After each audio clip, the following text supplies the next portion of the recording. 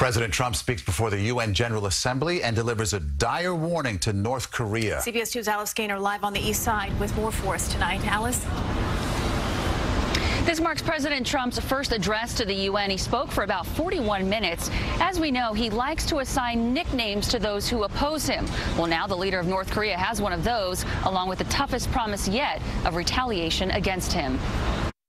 Rocket Man is on a suicide mission for himself and for his regime.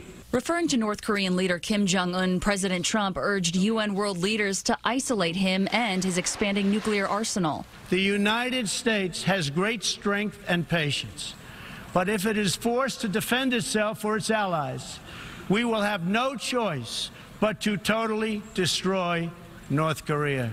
The UN Secretary General warned UN members this morning that the threat of a nuclear attack is at its highest level since the end of the Cold War, and that fiery talk can lead to fatal misunderstandings.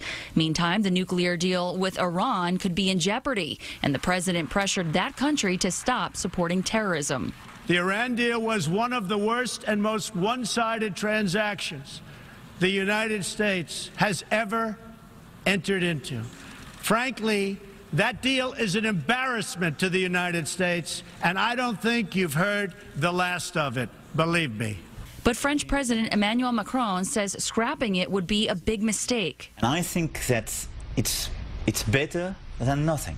Iran's president hasn't given any specifics about how they would react to a pullout. Given that Mr. Trump's reactions and actions and policies are somewhat unpredictable, we have had long thought and discussions about our reactions. In his address, President Trump also insisted that the American people are his #1 priority.